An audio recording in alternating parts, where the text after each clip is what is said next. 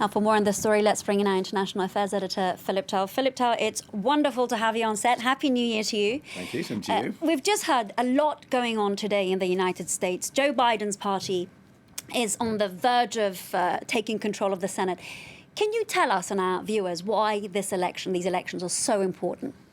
Okay, there's two main reasons. The first one is this is like a litmus test for the support of Donald Trump. Now, many Republicans have expressed concern that Donald Trump's actions and his continued refusal to accept the presidential election result in the United States may have dampened down Republicans in their enthusiasm to turn out in this runoff election in Georgia. Why is this election important in Georgia? Because nobody got 50% of the vote during the presidential election on the 3rd of November. That is why there's a runoff which is taking place at the moment, and while we're waiting to see which of the two candidates is going to win out of the two out of the four who are running. This state, Georgia, has been in the hands of the Republicans for many years. So it would also be, having been won by Joe Biden and by the Democrats in the presidential election, it's now looking more or less certain that the Republicans are losing support in Georgia. One of the runoff votes has already gone to Raphael, Warnock, and it looks like at this point in the counting that it is so close to call that it's not even sure that David Perdue, the Republican senator, is going to pull off his election win. And if he doesn't, then he will be beaten by Jon Ossoff. That will be two Democratic wins. Why is that important? That is important because that means then that Joe Biden will control the Senate. He will control the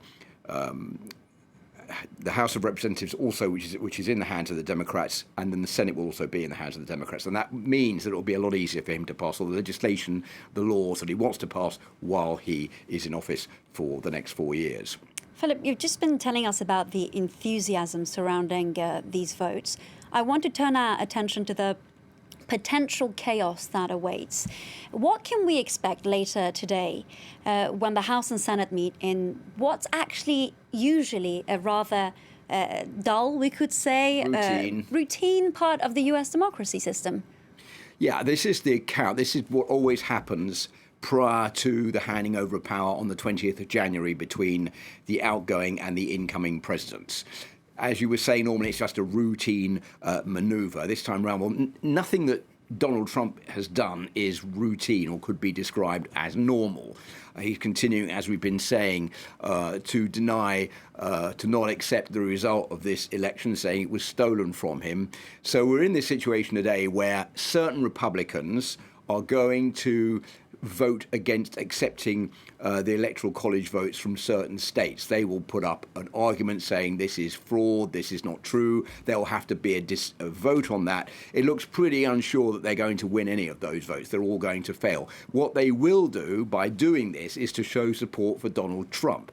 And at the same time, Donald Trump is banking on this to pursue his claim that there is electoral fraud. If some of the Republicans say, well, look, these votes were not honest, therefore we're not accepting them today, even though they won't get very far and the overall result will be accepted, it gives more arguments to Donald Trump and to his supporters to say, well, look, this is further evidence that this election was stolen from us. This is further evidence of electoral fraud, and therefore we're all right to do that.